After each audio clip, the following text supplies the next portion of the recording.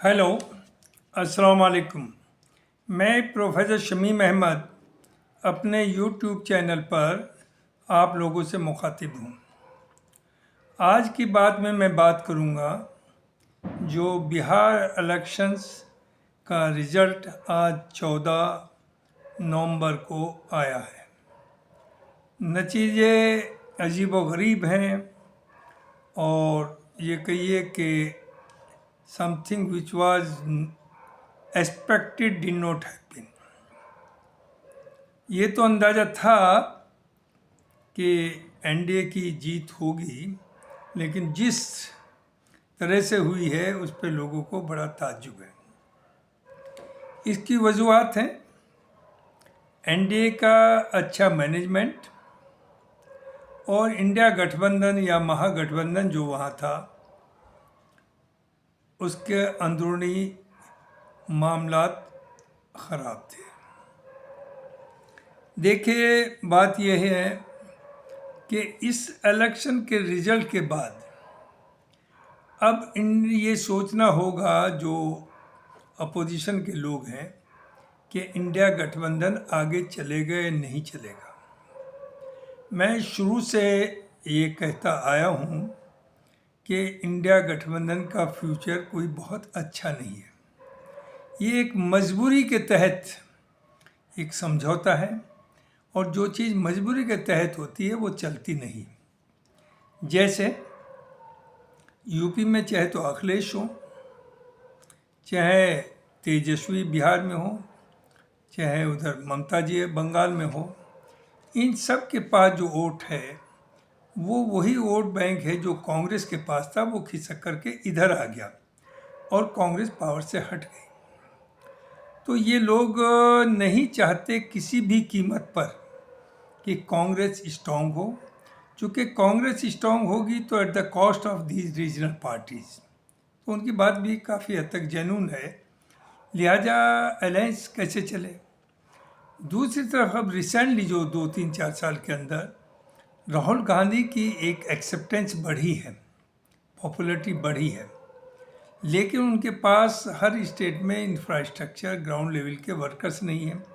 They depend, Congress is depending on these regional parties. और regional parties जो राहुल गांधी की popularity है, जिस तरह से बहादुरी के साथ वो बोल रहा है, हर इशू को लेता है, उसे कैश करने की है। तो दोनों तरफ मामला अजीब व गरीब है। तो जहाँ तक ये रीजनल पार्टी जैसे समाजवादी हो, तेजस्वी हो या जो भी हो, ये सिर्फ कांग्रेस से फ़ायदा तो उठाना चाहते हैं, लेकिन ये नहीं चाहते कि कांग्रेस स्ट्रॉन्ग हो, इसलिए कि स्ट्रॉन्ग होगी तो एट देयर कॉस्ट। तो they prefer as a matter of fact कि भले ही बीजेपी पावर में आ जाए लेकिन कांग्रेस ना आए। ये इनकी सोच है और इस चीज़ को कांग्रेस भी समझती है। अब बिहार में क्या हुआ? बिहार में जो हार हुई है उसके दोनों, जो मैंने अभी कहा, दोनों वजह हैं कि इनका मिसमैनेजमेंट महागठबंधन का और एनडीए का एक्सलेंट मैनेजमेंट। इन्होंने ये किया कि वही आप तेजस्वी इस पर अड़ गए कि चीफ मिनिस्टर फेस डिक्लेयर करिए, उसमें इनमें डिफरेंसेस हुए कांग्रेस में। और राहुल गांधी जिस तरह से शुरू से बहुत इंटरेस्ट ले रहे थे बिहार के इलेक्शंस में, उन्होंने दूरी बना ली और काफ़ी दिन तक वो वहाँ बिहार में आए भी नहीं। और इधर इनकी ये जीत थी कि मुझे जब तक आप as a chief minister candidate face declare नहीं करेंगे महागठबंधन का, मैं आपसे अलायंस नहीं चलेगी। देखिए, कांग्रेस का ये कहना था कि भाई इलेक्शन के बाद तय करेंगे, और वैसे भी है जो जेन्युइन रीजनेबल बात है कि कांग्रेस की तो आरजेडी से ज़्यादा सीट आने का सोच ही नहीं सकता था कोई। तो जाहिर है एमएलए आपके ज़्यादा होते तो फाइनली तो तेजस्वी चीफ मिनिस्टर बनता, लेकिन कांग्रेस इस चीज़ को ओपन रखना चाहती थी। इन्हें यह था कि मुझे डिक्लेयर कर दिया जाए, जैसे कि डिक्लेयर करने से यही सीएम बन जाएंगे। एनी हो, बाद में राहुल गांधी आए एंड ही ऑलमोस्ट सरेंडर्ड। जैसे वो सैनी वीआईपी पार्टी थी कि उन्होंने उसे डिप्टी चीफ मिनिस्टर का और इनका चीफ मिनिस्टर फेस का ऐलान कर दिया। अलायंस हो गया। सीट एडजस्टमेंट में उसके बावजूद इनमें कोई बहुत अच्छा समझौता नहीं हुआ, और कुछ जगहों पर तो आमने सामने आरजेडी के कैंडिडेट्स भी थे, कांग्रेस के भी थे, तो दे नथिंग लाइक फ्रेंडली फाइट, जो कहते यूज करते हैं वर्ड के it is a friendly fight. What friendly fight? आपको भी लड़ना है, उन्हें भी लड़ना है, जब कुश्ती होती तो फ्रेंडली कुश्ती थोड़ा ही होती है। ये एनी हाउ ये हुआ। इन सब चीज़ों से जो मैसेज गया वो बहुत बुरा गया, पब्लिक बड़ी माइनॉरिटी देखती है।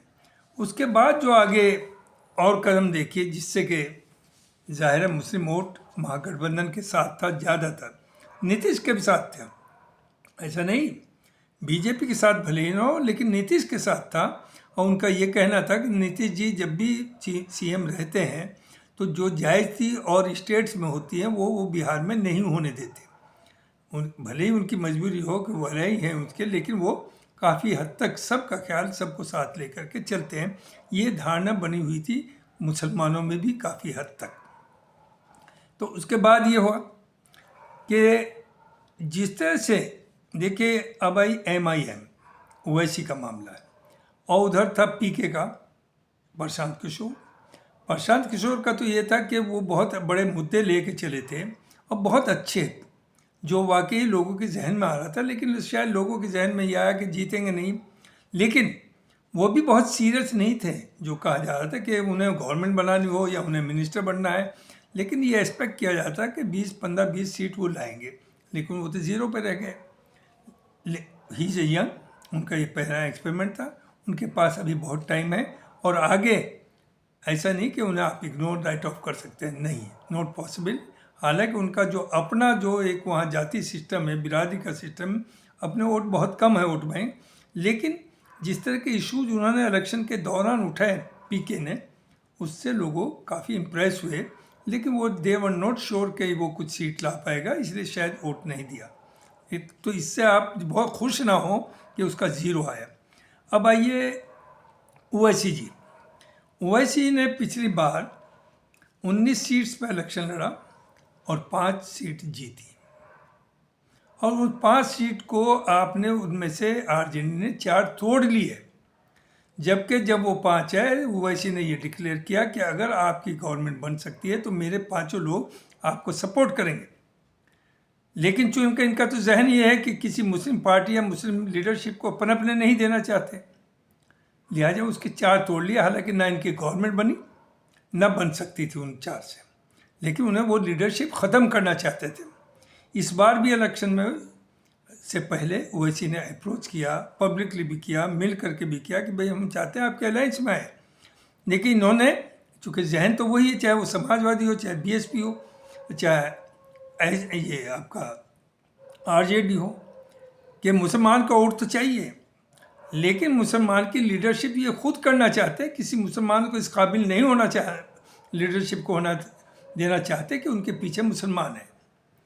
आपने क्या हरकत की? आपने ये किया कि उनके लिए जो ओवैसी के वर्ड्स यूज किए तेजस्वी ने, वो बहुत ही भयानक थे, दैट अमाउंटिंग टू टेररिज्म, कि वो टेररिज्म के सपोर्टर हैं या इस तरह का आदमी है, जो कि वो बहुत क्लीन, नीट एंड क्लीन और पढ़ा लिखा लीडर है। दूसरी चीज़ मैं आपसे बताऊं कि वो चीज़ अलग है कि लोग मुसलमान उन्हें वोट नहीं करते। वो यही सोच के नहीं करते कि शायद अगर उसे 10,000 वोट आते हैं तो उससे 20,000 का बीजेपी को फ़ायदा होता है, और वो भी ना समझने, वरना वो 2 से 43 पे खड़ा कर सकता था, आपको और डैमेज करता ज़्यादा। लेकिन उसने सिर्फ इस बार 24 के ऊपर खड़ा किया और 5 सीट वापस जीत के दिखाई उस आदमी ने, जिसे आप राइट ऑफ कर रहे थे। आपने उसे आतंकवादी, अमाउंटिंग टू आतंकवादी वर्ड यूज़ किया, जो मुसलमानों ने बहुत काइंडली नहीं लिया। मुसलमान उसे वोट ना दे टैक्टिकली, इसलिए कि उसका फ़ायदा बीजेपी को पहुँचे, लेकिन ये याद रखिए कि वो मुसलमानों की मेजॉरिटी, मैं कह रहा हूँ नॉट ऑल तो होते ही नहीं कहीं भी, मेजॉरिटी ऑफ द मुस्लिम उससे मोहब्बत करते हैं, उससे प्यार करते हैं, उसकी इज्जत करते हैं और उसे अपना लीडर मानते हैं।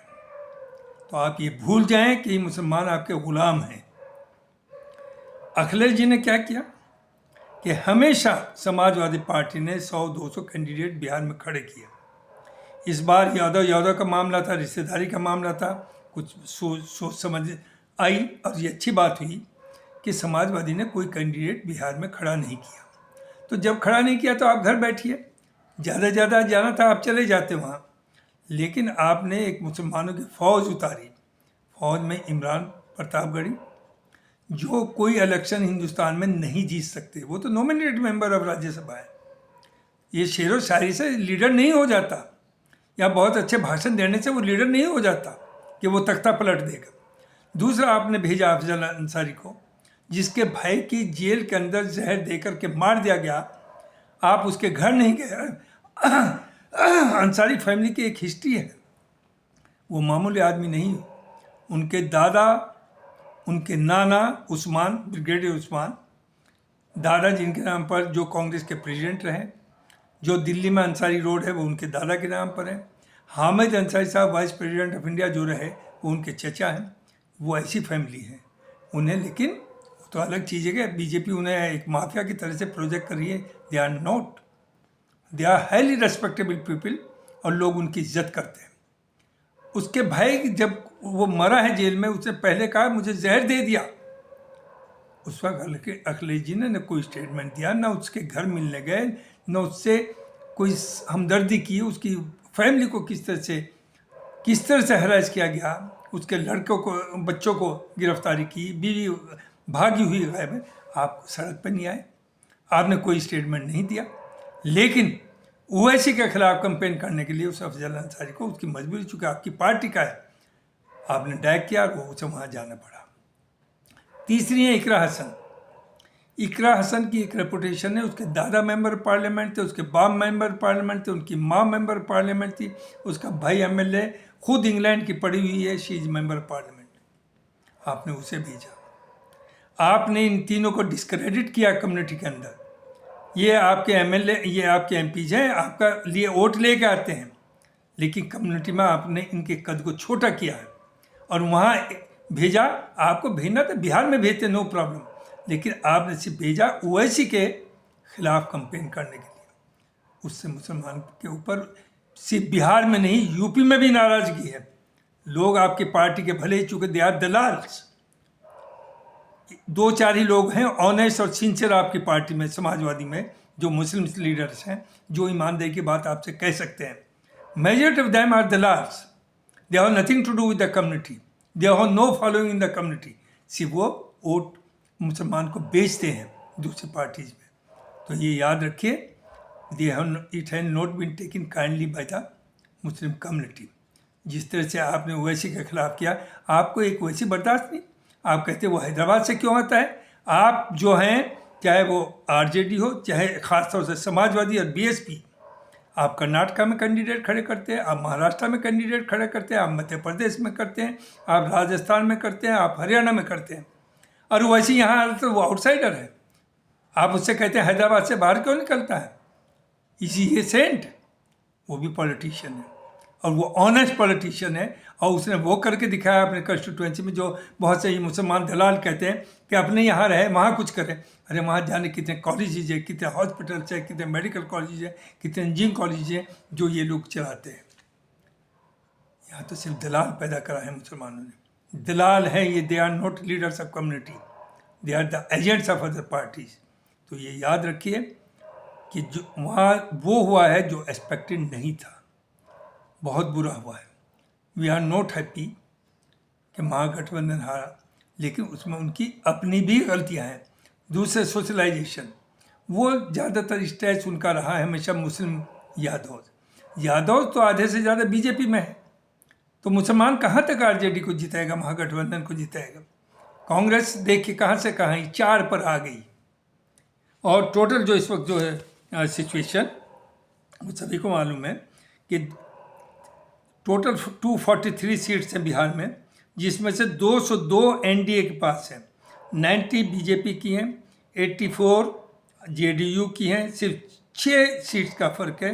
19 जो है वो रामविलास पार्टी की हैं, 5 हैं, फिर 4 हैं। और महागठबंधन की टोटल सीट्स 35 हैं, जिसमें 26 सीट्स हैं आरजेडी की, 6 हैं कांग्रेस की और 3 हैं कम्युनिस्ट की।